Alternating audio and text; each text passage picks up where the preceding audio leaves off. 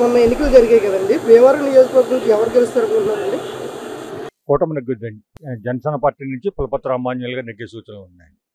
భీమవరం నుంచి అంజిబాబు గారు గెలుస్తారు. అంజిబాబు గారు నెగ్గుతారండి. ఎందుకంటారండి? 2 సార్లు ఎమ్మెల్యేగా చేసి ప్రజలకి అందరికీ మంచి చేశాడు తప్ప ఎవరికి చెడ్డ ఎవరికి ఏం చేయలేదండి ఆయన. మరి వైసీపీ నుంచి గండి శ్రీనివాస్ గారు కూడా పోటీలో ఉన్నారు. గండి శ్రీనివాస్ గారు మంచి వ్యక్తి అండి, కాదని కాదు. ఆయన కూడా మాకు చిన్ననాటి బాలమిత్రుడు. ఆయన వాళ్ళ మేము ఒక పక్కన ఉన్నాం. పోటీ చేయడం తప్పు కాదు, కానీ పోటీ చేసే పార్టీ తప్పుడు పార్టీ అండి. వైసీపీలో ఏం చదివితే ఆయన అక్కడ ఇండిపెండెంట్ కింద పోటీ చేసినా సరే ఆయన దగ్గర సూచనలు కనపడ్డాయి. స్టేట్ గవర్నమెంట్ ఏదొస్తే బాగుంటుందండి? ఎన్డీఏ వస్తుందండి, అందులో మటుకు ఏం తిరగలేదు. ఎందుకని అంటారు ఎన్డీఏ? ప్రజలు ఇసుకుపోయారండి. వైసీపీ ప్రభుత్వంలో ప్రజలు ఇసుకుపోయారండి. రోడ్లు లేవు. భీమవరాన్ని 5 బ్రిడ్జిలు కట్టారు, దానికి అప్రోచ్ రోడ్లు వేయలేదు. చెత్త మీద పన్నేశారు.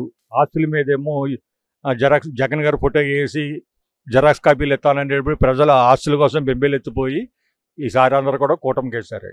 మొన్న జరిగిన ఎన్నికల్లో భీమవరం నియోజకవర్గం నుంచి ఎవరు గెలుస్తారు? మనకి పులపర్తి ఆంజనేయులు గారు 100% గెలిచే అవకాశాలు ఎక్కువ ఉన్నాయండి.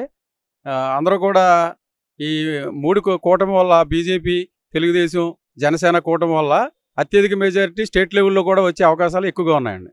అలాగే జగన్ చేసిన నిరంకుశత్వ పాలన వల్ల రాజధాని లేదు మనకి.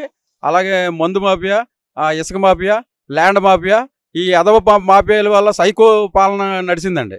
ఇది 3 రాజధానులని పేరు చెప్పి 3 రాజధానుల్లో 3 బస్తాల సిమెంట్ కూడా పెట్టలేని ఒక సైకో పాలన నడిచింది ఎంతకాలం.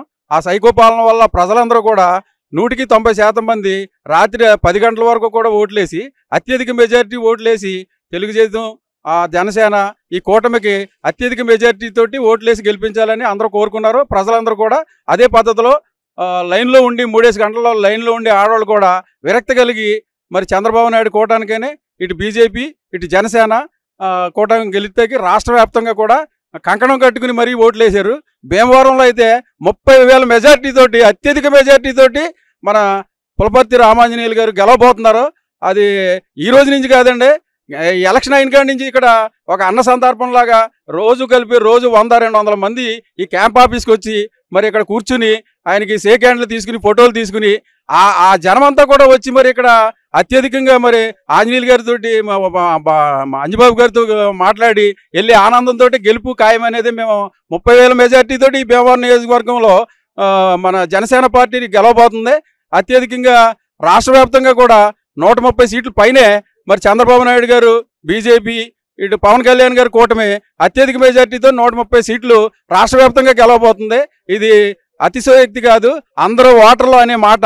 ఇది ఏదో విశాఖపట్నంలోని ఇవాళ మరి తెల్లారగట్ల 3 గంటలకు వచ్చి ఈ ప్రభుత్వం అధినేత ఏదో అక్కడ ఏదో మన ప్రభుత్వం వచ్చేస్తుంది, మనం అది వచ్చేస్తుంది, మీరు అందరూ కలిపి రెడీగా ఉండండి, ఈ సజ్జల గారు, ఈ గిజ్జల గారు, బొత్స గారు పనికిరాని మాట్లాడి అక్కడ ఏదో చేసేస్తున్నారు. ఈ అంతా ప్యాకేజీ మనుషులలో ఈ ప్యాకేజీలు తీసుకుని ఏదో మసిపూసి మారేడుకాయ చేసి ఏదో చేయాలని అనుకుంటున్నారు. కానీ 130 సీట్లు వచ్చేసిన సంగతి వాళ్ళకే తెలుసు.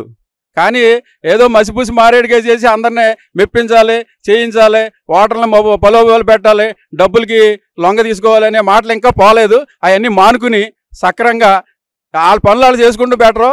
ఇది 5వ తారీఖు నుంచి మన ప్రభుత్వం పోలవరం కానీ, ఇటు రాజధాని కానీ, ఇటు మందు మాఫియా కానీ, ఈ ల్యాండ్ మాఫియా కానీ ఇవన్నిటికి చరమగీతం పాడే ప్రభుత్వం మన వస్తుంది.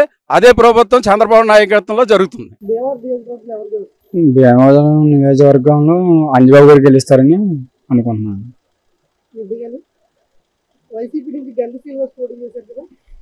వైసీపీ నుంచి గండి శ్రీనివాస్ గారు పోటీ చేసినా ఈసారి కూటమి అభ్యర్థికి ఇస్తారని అనుకుంటున్నానండి. మేమైతే కూటమి అభ్యర్థిని అనుకుంటున్నాం.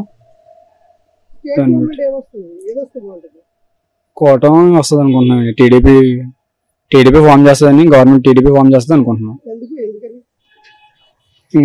గత 5 సంవత్సరాలు చూస్తే ఏం లేదండి, నియోజకవర్గం అంతా అలా డెవలప్మెంట్ ఏం అవ్వలేదు. టీడీపీ ఆల్రెడీ చూసాం కాబట్టి మళ్ళీ టీడీపీ వస్తుందని అనుకుంటున్నాను.